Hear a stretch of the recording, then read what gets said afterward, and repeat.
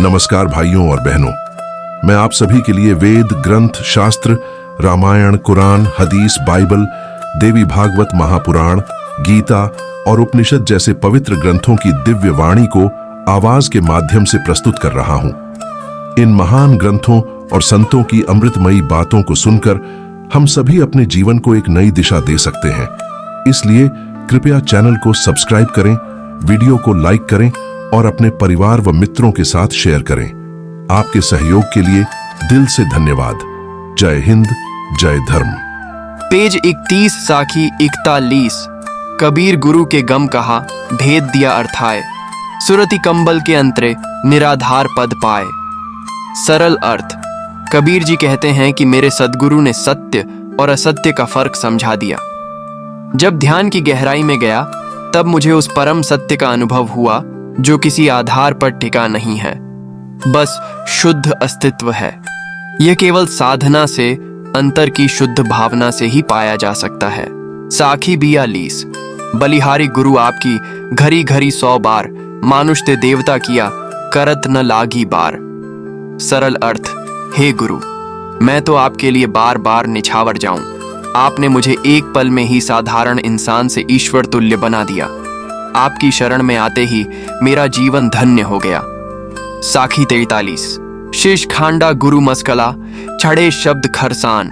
शब्द सहज सन्मुख रहे, निपजय शीश सुजान। सरल अर्थ। गुरु एक लोहार की तरह हैं जो अपने ज्ञान शब्द से शिष्य को मांझते हैं, चमकाते हैं। जो शिष्य गुरु के शब्दों को सहन कर सच्चे मन से मार्ग पर चलता है, वही एक दिन ज्ञानी और महान बनता है। साखी 44। भली भई जो गुरु मिले, नात्र होती हानि। दीपक ज्योति पतंग ज्यों, पड़ता आए निदान। सरल अर्थ। सौभाग्य है कि मुझे सद्गुरु मिल गए, वरना जीवन व्यर्थ चला जाता। जैसे बिना समझ के पतंगा दीपक की लौ में जल जाता है, वैसे ही गुरु के बिना मनुष्य वासनाओं की आग में जलकर नष्ट हो जाता है। साखी 45। भली भई जो गुरु मिले, जाते घट ही माही। चबूतरा घट ही माही दीवान, घट ही पाया ज्ञान। सरल अर्थ। सौभाग्य से गुरु मिल गए जिन्होंने बताया कि आत्मा का ज्ञान कहीं बाहर नहीं, हमारे अपने ही भीतर है। अब तो दिल ही अदालत है, दिल ही सच्चाई का तख्त है और दिल ही में वो न्याय और समाधान भी है। साखी 46। राम नाम के पटतरई, देवई को मन माही। कहले गुरु संतोषिए, हवस रही कछु नाही। सरल अर्थ। अब जब मेरे मन में सिर्फ राम नाम की चादर बिछी है और गुरु ने संतोष का पाठ पढ़ाया है, तो अब कोई लालच, कोई चाह बाकी नहीं रही। मन अब शांति और संतोष से भरा है। पेज 32 1। गुरु का दिया राम नाम इतना अनमोल है कि उसके बदले में कोई भी चीज दी नहीं जा सकती। शिष्य के मन में हमेशा यह इच्छा रहती है कि ऐसा क्या किया जाए जिससे आत्मतृप्त गुरु को प्रसन्न किया जा सके। 2। जो व्यक्ति अपने मन से कोई नाम जपता है, उसका असर नहीं होता। कबीर कहते हैं, ऐसा व्यक्ति राम से मिलने की सच्ची उम्मीद कैसे कर सकता है। 3। जिसे राम नाम का रस मिल गया है, उसका मन स्थिर और शांत हो गया है। ऐसा प्रेमी बहुत दुर्लभ है।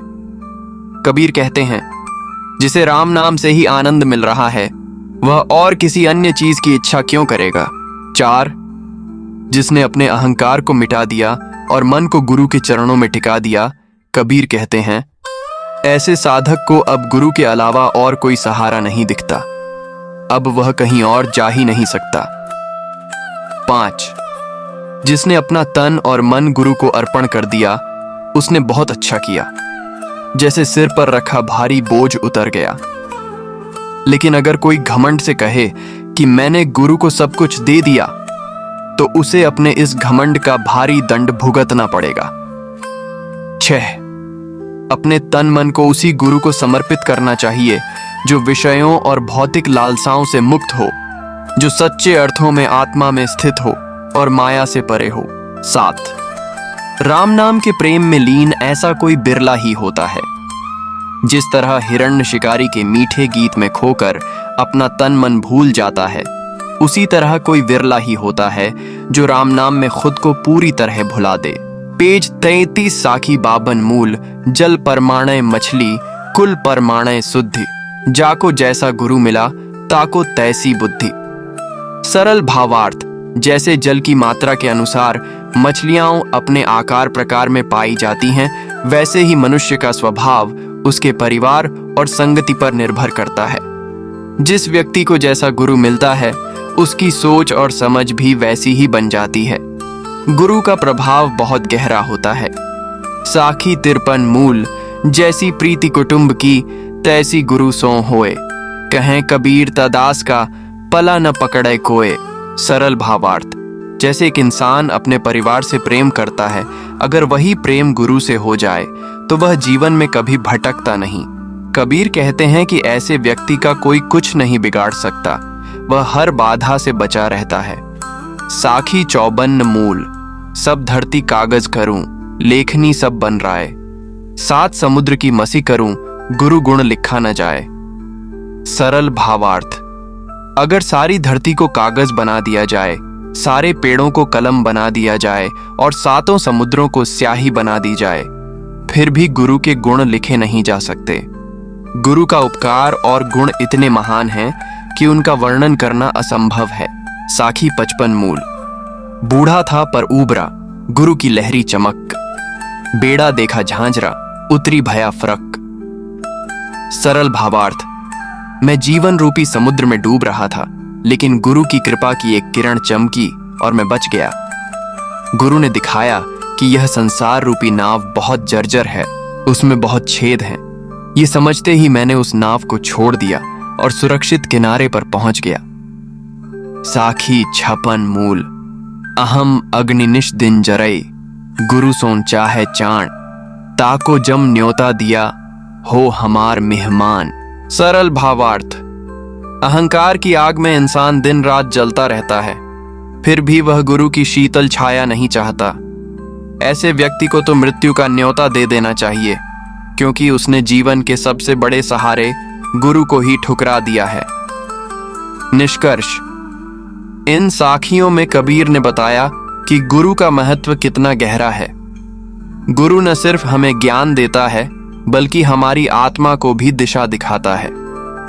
अगर हम गुरु पर वैसा ही विश्वास करें जैसा अपने परिवार पर करते हैं, तो जीवन में कोई भी संकट हमें छू नहीं सकता। पेज 34। यहाँ प्रस्तुत श्लोकों और व्याख्याओं में संत कबीरदास जी ने गुरु की महिमा, गुरु कृपा के महत्व और अहंकार से होने वाले विनाश की बात बहुत गहराई से कही है। इसे हम सरल और भावनात्मक भाषा में इस प्रकार समझ सकते हैं, जिसके दिल में हर समय झूठे घमंड की आग जल रही है और जो अपने गुरु से भी सम्मान और प्रतिष्ठा चाहता है, वह समझ ले कि उसने खुद को मौत के हवाले कर दिया है। वह तो जैसे यमराज काल का मेहमान बन चुका है। कबीर जी पुकार कर कहते हैं, अगर गुरु की कृपा नहीं होती तो बलशाली सिंह जैसे यमराज गरजते हुए आते और उस इंसान को खा जाते। गुरु कृपा ही है जो हमें मृत्यु के इस भय से बचाती है। जिस परमात्मा का कोई रूप नहीं है, न कोई रंग, जिसे न आंखों से देखा जा सकता है, न किसी इंद्रिय से समझा जा सकता है, उसे केवल गुरु की कृपा से ही जाना जा सकता है। गुरु ही हमें एकाग्रता और ध्यान के माध्यम से उसका अनुभव कराते हैं। कितने ही पंडित हों, कितनी ही किताबें पढ़ लें, पर यदि उन्होंने सच्चे गुरु की शरण नहीं ली तो वह ज्ञान अधूरा है और उस अधूरे ज्ञान से मोक्ष नहीं मिल सकता। केवल गुरु ही वह दीपक हैं जो आत्मज्ञान का प्रकाश दिखाते हैं। वेद, उपनिषद, विवेक चूड़ामणि जैसे ग्रंथ भी यही कहते हैं। कोई चाहे जितने शास्त्र पढ़े, पूजा पाठ करे या देवताओं की आराधना करे, पर जब तक गुरु से आत्मा की एकता का ज्ञान नहीं होता, तब तक 100 जन्मों में भी मुक्ति नहीं मिल सकती। भावार्थ, गुरु केवल शिक्षक नहीं होते, वे परमात्मा तक पहुंचने की जीवित राह हैं। उनके बिना ना सच्चा ज्ञान संभव है, ना मोक्ष। जो घमंड करता है, गुरु से मान सम्मान चाहता है, वह खुद को यमराज के हवाले कर देता है। गुरु की दया और कृपा ही वो सच्चा सहारा है जिससे आत्मा अपनी मंजिल तक पहुंचती है। पेज 35 1। मूल ध्यान गुरु का रूप है। गुरु ही साधना का सबसे पहला और मुख्य केंद्र है। गुरु का रूप ही ध्यान करने योग्य है। उनके वचनों को ही नाम मंत्र समझो। उनके चरणों की पूजा ही सच्ची पूजा है और गुरु के प्रति सच्चा भाव ही परम सत्य है। गुरु का स्मरण, उनकी सेवा और उनके वचनों पर चलना ही आध्यात्मिक मार्ग की नींव है। 2. त्रिविध तापों से दुखी व्यक्ति। जो व्यक्ति जीवन के दुखों और परेशानियों से तड़प रहा है, उसके लिए सबसे बड़ी शांति गुरु वचनों का अमृत ही है। गुरु की बातों में ही जीवन का असली सत्य छुपा है, जो हमें भ्रम और झूठ से निकालकर वास्तविकता की ओर ले जाता है।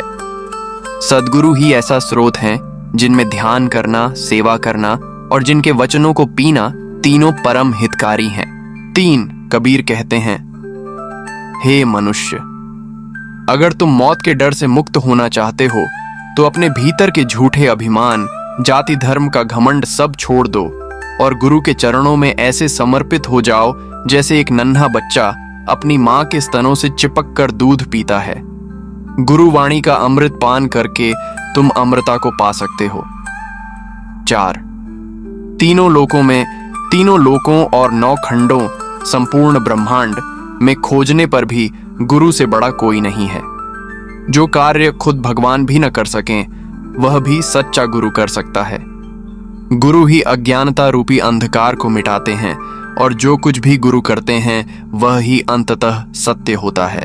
विवेक चूड़ामणि से आदि शंकराचार्य कहते हैं कि एक बुद्धिमान व्यक्ति को चाहिए कि वह दुनिया की सारी भोग वासनाएं त्याग कर किसी सच्चे महान संत गुरु की शरण में जाकर उनके बताए रास्ते पर मन लगाकर आत्म मुक्ति की ओर बढ़े। गुरु के बिना न सच्चा ज्ञान मिलता है, न सही ध्यान होता है। गुरु के बिना आत्मा की पहचान नहीं हो सकती। न प्रेम जागता है, न नियम निष्ठा आती है और न ही चरित्र में शांति या संतोष आता है।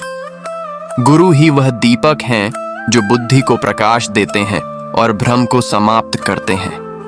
गुरु के बिना मार्ग दिखता नहीं और बिना गुरु के यह संसार एक उलझा हुआ हाट जैसा है। निष्कर्ष, ईश्वर से भी बढ़कर स्थान उस गुरु का है जो हमें आत्मज्ञान की ओर ले जाते हैं। जिसने सच्चे मन से गुरु भक्ति नहीं की, वह चाहे कितना भी बुद्धिमान क्यों न हो, वह आत्मज्ञान को प्राप्त नहीं कर सकता। भावार्थ, गुरु जीवन की असली दिशा है। सच्चा शिष्य वही है जो अपने अहंकार और भ्रम को छोड़कर गुरु की शरण में समर्पित हो जाए। गुरु वाणी में अमृत है जो जीवन को बदल सकता है। गुरु से बढ़कर कोई नहीं, न इस लोक में न परलोक। गुरु भक्तों, आप सभी की सेवा में मैं साखी ग्रंथ की संपूर्ण कथा सुनाने जा रहा हूं। यह कथा केवल शब्द नहीं, बल्कि हमारे जीवन को दिशा देने वाली अमूल्य शिक्षाएं हैं। कृपया आप सभी कमेंट के माध्यम से बताएं कि इसके पश्चात आप कौन सी कथा सुनना चाहेंगे। आपकी सेवा में सदैव समर्पित हूं। धन्यवाद। जय गुरुदेव।